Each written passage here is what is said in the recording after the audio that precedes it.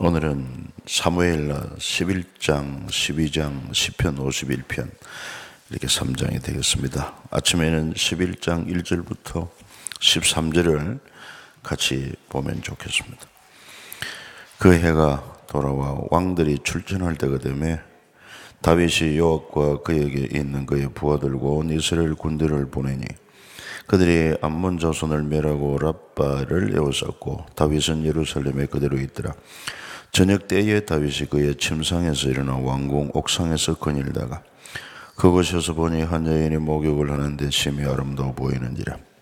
다윗이 사람을 보내 그 여인을 알아보게 하였더니 그가 아뢰되 그는 엘리압의 딸이요 헷사람 우리아의 아내 바세바가 아니니까 하니 다윗이 전령을 보내어 그 여자를 자기에게로 데려오게 하고 그 여자가 그 부정함을 깨끗하게 하였으므로 더불어 동침함에 그 여자가 자기 집으로 돌아가니라. 그 여인이 임신하며 사람을 보내 다윗에게 말하 이르되 내가 임신하였나이다 하니라. 다윗이 요압에게 기비하여 헷사람 우리아를 내게 보내라 하며 요압이 우리아를 다윗에게로 보내니 우리아가 다윗에게 이르되 다윗이 요압의 안부와 군사의 안부와 싸움이 어땠는지를 묻고 그것도 우리아에게 이르되 네 집으로 내려가서 발을 씻으라 하니 우리아가 왕궁에서 나가며 왕의 음식물이 뒤따라가니라. 그러나 우리아는 집으로 내려가지 아니하고 왕궁 문에서 그의 주의 모든 부하들과 더불어 잔지라. 어떤 사람이 다윗에게 이르되 우리아가 그의 집으로 내려가지 아니하였나이다. 다윗이 우리아에게 이르되 네가 길 갔다가 돌아온 것이 아니냐 어찌하여 네 집으로 내려가지 아니하였느냐. 우리아가 다윗에게 아뢰되 언약궤와 이스라엘과 유다가 야영 중에 있고 내 주 여호와과 내 왕의 부하들이 바깥들에 진치고 있거늘 내가 어찌 내 집으로 가서 먹고 마시고 내 처와 같이 자리일까. 내가 이 일을 행하지 아니하기로 왕의 살아계심과 왕의 혼에 살아계심을 두고 맹세하나이다 하니라. 다윗이 우리아에게 이르되 오늘도 여기 있으라. 내일은 내가 너를 보내리라. 우리아가 그날에 예루살렘에 머무르니라. 이튿날 다윗이 그를 불러서 그에게 그로 그 앞에서 먹고 마시고 취하게 하니 저녁 때 그가 나가서 그의 주의 부하들과 더불어 침상에 눕고 그의 집으로 내려가지 아니하니라. 아멘. 성경에는 아름다운 얘기, 좋은 얘기만 기록되어 있지 않고 사실 그대로 기록되어 있기 때문에 더욱 진리라 말씀할 수가 있으며 특히 하나님 마음이 그렇게도 합했던 이새의 아들 다윗이라고 했는데 그에게도 이런 허물이 있는 인간이다 하는 사실도 우리에게 교훈하고 있습니다. 또 뿐만 아니라 성경은 교훈하기를 섰다 하는 자는 넘어질까 조심하라. 늘 깨어 있어야 한다 하는 교훈도 주고 있습니다.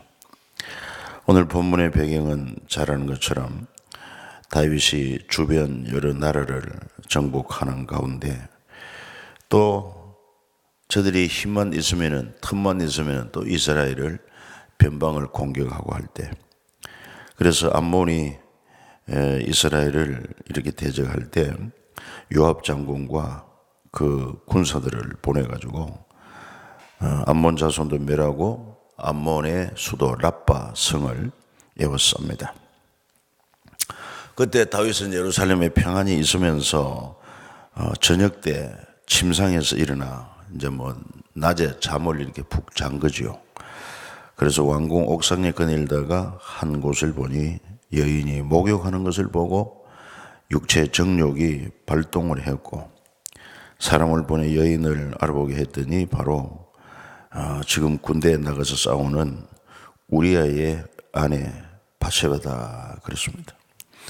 그래서 이 우리아라는 사람은 원래 이스라엘 사람이 아니고 헷 족속, 헷 사람 우리아라 그렇게 말하고 있습니다. 그래서 이스라엘 족속으로 이렇게 이제 소속되어 가지고 기화된 그런 사람이라고 이방인이라고 할 수 있죠. 그래서 그 바세바를 데려와서 동침을 하고 그리고는 임신을 하게 됩니다. 이 사실이 이렇게 되다 보니까 다윗도 부끄럽고 이런 부끄러운 죄를 은폐하려고 그 바세바의 남편 우리아를 특별 휴가를 주게 해가지고 부릅니다. 그래서 왕이 그 수고를 또 지하하면서 집에 가서 쉬라 하고는 특명을 내렸음에도 불구하고 우리아는 자기 집으로 가지를 않았습니다. 구절에 보니까 왕궁 문에서 그의 주 요압의 모든 부하들과 더불어 잔지라 그랬어요. 그래서 다윗이 이걸 알고 네가 먼 길에서 돌아온 것이 아니냐 어찌하여 네 집으로 내려가지 아니하였느냐 했을 때 11절 보십시오. 우리아가 다윗에게 아뢰되 언약궤와 이스라엘과 유다가 야영 중에 있고 내 주 요압과 내 왕의 부하들이 바깥들에 진치고 있거늘 내가 어찌 내 집으로 가서 먹고 마시고 내 처와 같이 자리이까. 내가 이 일을 행하지 아니하기로 결심을 했나이다 하는 그런 충성스러운 우리아의 고백을 들을 수가 있습니다. 정말 정신이 아주 똑바로 된 그런 충성된 군인이라고 할 수 있죠. 그래서 다윗의 그 참 은폐하기 위하여 남편 특별히 휴가를 주어서 불러서 아내와 동침하게 함으로 거기 임신한 아이가 이렇게 부정한 아이가 아니라 우리아의 아들로 이렇게 생각했던 다윗의 계획이 깨어지니까 이제는 우리아가 다시 군으로 돌아갈 때 그의 손에 요압 장군에게 전하는 그런 밀수를 보냅니다. 그 밀수의 내용은 뭐냐? 이 우리아가 내게 혐의가 있다. 그러니 가장 위험한 곳에 보내가지고 전장에서 전사시키도록 하라. 그 내용이었죠. 그래가지고 요압 장군은 이해가 되지 않았지만은 왕의 또 특명을 받은 그런 내용이라. 그래서 그 성 가까이 다가가서 성을 공개하게 만듭니다. 딱 그 사람만 우리야만 보낼 수 없어서 팀을 한 팀 만들어서 보냈는데 뭐 가까이 가면은 당연히 위에서 화살을 쏘든지 뭐 무기를 던져서라도 죽이게 하지 않겠습니까? 그러니까 특명을 받고 저들이 아주 위험한 줄 알면서도 이 군대 사이에는 또 명령에 복종해야 되지 않습니까? 그래서 저들이 성 아주 가까이 접근해서 갔다가는 몇 사람이 희생을 당합니다. 그 가운데 우리아가 있었던 것도 당연합니다. 이렇게 함으로 말미암아 이 다윗의 행위가 여호와 보시기에 악하였더라. 27절에 그 말씀이 나오는 것을 볼 수가 있습니다. 그리고는 이제 이 우리아의 아내 바세바를 자기 아내로 삼습니다. 이 내용을 12장에 가서 보면은 하나님이 다 보시고 나단 선지자를 다윗에게 보내가지고 한 성읍에 아주 짐승떼가 많은 부자와 또 한 가난한 자가 있는데 그에게는 암양 새끼 한 마리밖에 없었다. 그래서 하루는 부자에게 나그네가 찾아왔을 때 이 부자가 자기 많고 많은 양떼 가운데 짐승을 잡아서 나그네를 대접하지 않고 가난한 자의 딸과 같이 여기고 함께 먹고 자고 하는 딸과 같은 그 암양 새끼를 뺏어다가 나그네를 대접했다. 이렇게 하니까 그래도 이 다윗이야말로 정의와 공의를 행했던 자인데 한때 실수가 있어서 그렇지. 이런 얘기를 듣고는 극한 분노를 내면서 그자는 반드시 죽어야 하리라. 그렇게 했을 때 12장 7절에 가서 보면은 나단이 다윗에게 이르되 당신이 그 사람이라. 이렇게 하면서 다윗의 죄를 지적하고 있습니다. 그랬을 때 나단의 책망을 받고 다윗이 회개를 합니다. 이 죄로 말미암아 하나님께서 네 집에 재앙을 일으키고 내가 네 눈앞에서 네 아내를 빼앗아 네 이웃들에게 주리니 그 사람들이 네 아내들로부터 백주에 동침하리라. 이렇게 하니까 다윗이 회개합니다. 13절에 보면은 내가 여호와께 죄를 범하였노라 하며 나단이 다윗에게 말하되 당신께서도 당신의 죄를 사하시나니 당신이 죽지 아니하리니와 이 일로 말미암아 여호와의 원수가 크게 비방할 거리를 얻게 하였으니 당신의 낳은 아이가 반드시 죽으리라. 그래서 결국은 이 사건으로 말미암아 이 다윗과 바세바 관계에서 태어난 그 아이가 반드시 죽으리라는 그런 또 하나님의 재앙이 임합니다.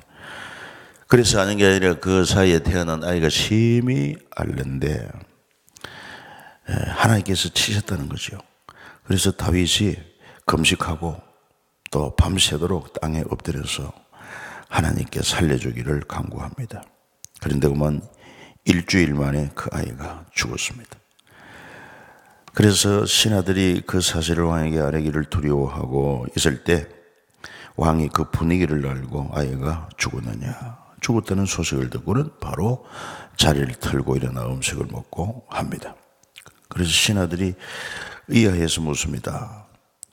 아니 살아있을 때는 금식하고 또 그렇게 무릎 꿇고 간절히 기도했는데 그 아이가 죽고 나서는 슬퍼함도 없이 일어나서 식사하는 것을 보고 물었을 때 다윗은 말합니다. 22절 아이가 살았을 때 내가 금식하고 운 것은 혹시 여호와께서 나를 불쌍히 여기사 아이를 살려주실는지 누가 할까 생각하며거니와 지금은 죽었으니 내가 어찌 금식하랴 내가 다시 돌아오게 할 수 있느냐 나는 그에게로 가려니와 그는 내게로 돌아오지 아니하리라. 그래서 다윗이 바세바를 위로하고 다시 그와 동침하여 아들을 낳았는데 이름하여 솔로몬이라. 솔로몬. 이제 솔로몬이 살롬에서 나온 것이거든. 평강이라는 뜻입니다.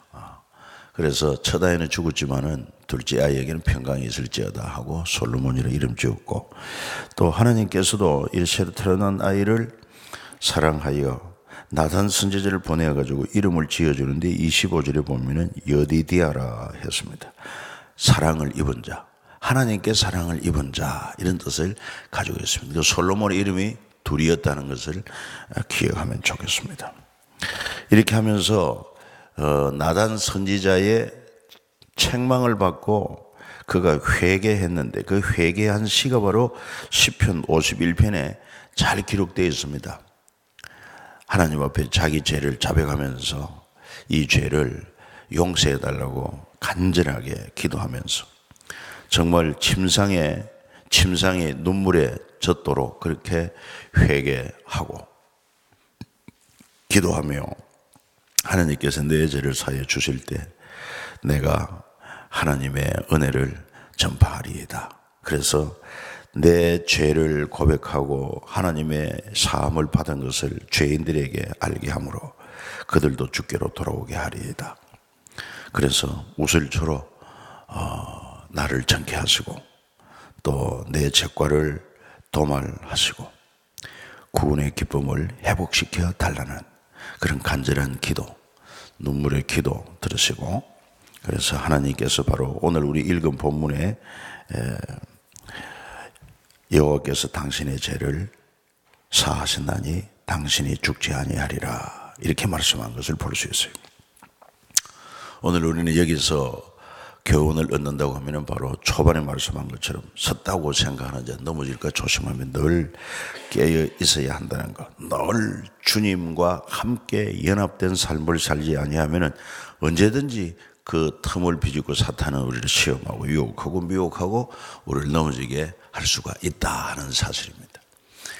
저를 비롯해 여기 있는 사람, 안심할 수 있는 사람이 아무도 없다고 하는 것입니다.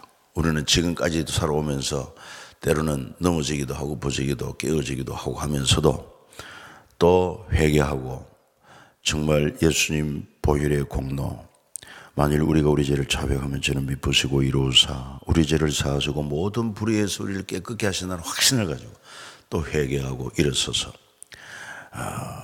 주님을 바라보고 또 주님을 의지하고 또 주님과 함께 동행하고 이렇게 함으로 날마다 참 주 안에서 승리하고 주님을 닮아가는 그런 성화의 삶이 우리의 현실이라고 볼 수 있습니다. 그러나 다윗은 참 특별한 믿음의 사람이었지만은 그도 군대를 전장에 내보내놓고 뭐 워낙 강한 군대니까 염려하지는 않지만 그래도 많은 부하들이 지금 전쟁터에서 생명이 달려있는 그런 싸움을 하고 있는데 왕은 편히 낮잠을 자고 저녁께나 일어나서 한가하게 이제 왕궁을 거닐다가 이 한 여인이 목욕하는 것을 보고는 육신의 정욕에 충동을 받아서 이런 죄가 틈타버리고 유혹에 빠져서 범죄하게 된 것을 볼 때, 그래서 우리가 바로 이렇게 나태함, 안일함, 깨이지 못할 때 이런 유혹은 얼마든지 있다는 걸 기억하고, 또 한 가지는 그 다윗의 범죄로 말미암아 그가 마땅히 죄로 죽어야 할 것인데 애매한 충성된 우리아가 왜 희생되어야 하는가? 그것도 사실 딜레마가 아닐 수가 없습니다. 그러나 우리는 다 몰라도 순응할 수밖에 없어요. 왜냐하면 하나님 앞에는 다윗이나 우리아나 다 죄인임에는 틀림이 없습니다. 그러나 그는 군인으로서 정말 충성된 신하였다고 하는 그런 명예는 그에게 부여된 것입니다. 만약에 그가 하나님 안에 있다고 하면은 애매한 고난과 애매한 희생은 되었지만은 그의 구원은 보장이 될 것이고, 그의 또한 상급은 그에게 돌아갈 것이고, 이 다윗은 지금까지 잘했습니다만 이런 과오로 말미암아 그의 집에 재앙이 임해가지고 칼이 끊어지지 않습니다. 그러니까 뭐 형제들 간에 서로 권력으로 인하여 다투고, 나중에는 압살롬은 아버지를 반역해가지고 아버지를 왕에서 내쫓고 다윗이 피신하고 도망하고 하는 이런 일들. 그러니까 얼마나 참 어려운 일들이 많았는지 모릅니다. 죄는 일으켜도 후유증이 심각하다 하는 것도 우리에게 일깨워주고, 그나마 범죄한 다윗이지만 그에게 또 한 가지 우리가 본받아야 될 것은, 연약해서 범죄한 것은 분명히 잘못된 것이고 하나님의 벌을 받아야 한다 할지라도 그는 또한 죄를 용서할 수 있는 분이 하나님이신 줄 알고 하나님 앞에 간절하게 눈물로 통회하며 기도했다 하는 이런 것을 우리는 또 기억해야 될 것입니다. 뭐 인간적으로 자기 죄를 숨겨보려고도 했습니다만은 그것이 불꽃 같은 눈으로 감찰하시는 하나님 앞에 속일 수 없는 것임을 알고 책망을 받았을 때 기꺼이 자기 죄를 자백하고, 그리고 하나님의 긍휼과 용서를 구하는 눈물의 기도, 이런 것은 오늘 우리에게도 반드시 있어야 한다는 것입니다. 그냥 하나님이 당장 어떤 책망이나 재직이 없다고 해서 그냥 넘어간다면은 그 살아계신 하나님을 믿는 바른 신앙은 아닐 것입니다. 하나님은 모든 마음의 생각, 우리 입의 말과 모든 행위를 다 알고 계시거든. 그러니 이것을 설교 말씀을 들을 때나 성경을 볼 때나 깨닫고 그 말씀에 그 우리 자기를 비추어 보아서 허물된 것을 회개해야만 될 터임에도 불구하고, 사람이 모른다고 해서 앞뒤로 좌우로 살펴보고 보는 사람이 있나 없나 아무도 모르지 이렇게 하고 위로 바라보지 않는 사람은 참된 신앙이 아닙니다. 그 모세가 처음에 그랬어요. 모세가 애굽 사람을 쳐서 죽이고는 좌우 앞뒤로 살펴서 사람이 누가 보았나 안 보았나 그렇게 하고는 위를 보지 못했어요. 그러나 나중에 이제 위를 보는 눈이 열립니다. 요셉 같은 친구는 보십시오. 그가 보디발의 집에 팔려가서 보디발의 아내가 그를 유혹했을 때 그 집에 아무도 보는 사람이 없었어요. 그러나 그는 말하기를 내가 어찌 이 큰 죄악을 행하여 하나님 앞에 득죄하겠느냐. 하나님이 다 보고 알고 계시는데 하나님 앞에 죄를 지을 수 없다. 이게 바로 코람데오 신앙이라고 합니다. 라틴어로 코람데오. 하나님 앞에서 이 신전의식이라고도 합니다. 이런 게 바로 참된 신앙이거든. 지금도 하나님 우리와 함께 계시다고 하는 거 뭐 성경에 누누이 말하고 있지 않습니까? 우리와 함께 계시면서 세상 끝날까지 영원토록 함께 계신다고, 그러면서 내 마음의 생각, 내 입술의 모든 말, 내 모든 행위를 불꽃 같은 눈으로 다 감찰하고 계시며 일한 대로 행한 대로 갚으시겠다고 하셨는데, 이 하나님을 진실되게 믿는다고 하면은 그분 앞에서 어떻게 살아야 될 것인가? 인정하면서 의지하면서 그분 기쁘시게 순종하는 삶을 살아야 되는 것이 바로 우리의 신앙생활 아닙니까? 어제 저녁에도 말씀드린 것과 같이 이어집니다만 진정 하나님을 경외하는 신앙, 또 말씀에 순종하는 신앙, 이것이 어느 정도 의식을 가지고 살아야 되느냐 하면 정말 깨어있는 의식으로 늘 주님을 인정하고 범사에 의지해야 됩니다. 유혹이 올 수 있습니다. 시험이 올 수 있습니다. 그것까지도 주님을 인정하여 주님을 부르고 주님 앞에 현재 내 형편과 처지를 이런 유혹이 있습니다. 이런 시험이 있습니다. 이것까지도 아랠 수가 있고 도와달라고 하는 그런 기도가 있어야 사단이 틈을 타지 않습니다. 그렇지 않고 그 틈을 열어버리면은 순간적으로 유혹은 미혹은 우리에게 임할 수가 있고 넘어갈 수밖에 없는 연약한 존재가 우리라고 하는 것을 기억해서 늘 하나님과 함께 온전한 연합이 됨으로 나는 죽었습니다. 내 안에 사시는 분은 주님이시고 나는 오직 주님 안에서 사는 자입니다. 겸손하게 주님을 의지함으로 날마다 또 주님 앞에 서는 그날까지 참 주님과 함께 신앙의 승리자가 될 수 있기를 주 예수 이름으로 축복합니다. 사랑하는 우리 주님 감사합니다. 지난밤도 우리를 편히 쉬게 하시고 또 어제 총선 결과를 통해서 우리에게 주시는 교훈도 있습니다. 교만과 자만이 결국 패망에 이르게 된다고 하는 그런 교훈도 우리 마음에 되새기면서 이것이 우리의 삶에 좋은 교훈이 되고 또 우리가 배우고 또 삶에 실천할 수 있는 교훈이 되게 하여 주옵소서. 오늘 말씀을 통해서도 그렇습니다. 이 말씀이 우리의 교훈과 책망과 바르게 하고 의로 교육하여 하나님의 사람으로 온전케 하는데 이 다윗이 참 깨어 긴장하고 있어야 할 그때 긴장을 풀고 한가한 그런 생활 속에서 또 육체의 정욕을 참지 못하고 그의 생애에 큰 과오를 범한 사실을 볼 수 있습니다. 그리고 죄를 은폐하려고 하는 이런 의도, 결국은 무고한 사람의 피를 흘리게 하는 이런 악한 행위에 이르게 된 것을 우리를 하여금 참 좋은 거울로 삼게 하여 주옵시고 다윗 같은 사람들이 시험 들고 넘어질 수 있다고 할 때 우리에게도 얼마든지 이런 가능성이 있음을 알고 늘 깨어있게 하시옵고 참으로 주님을 전적으로 의지하여 살아갈 수 있게 도와주시옵소서. 하나님 아버지, 그래서 주님 말씀대로 말씀과 기도로 깨어있으라.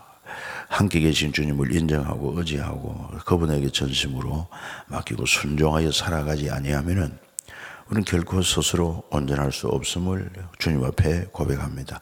오늘도 우리와 함께 계신 성령님을 인정하고 의지하고 순종하여 살게 사오니 우리를 붙들어 주시고 말씀으로 또한 우리를 지켜주시고 또 승리할 수 있도록 하나님 함께하여 주시옵소서.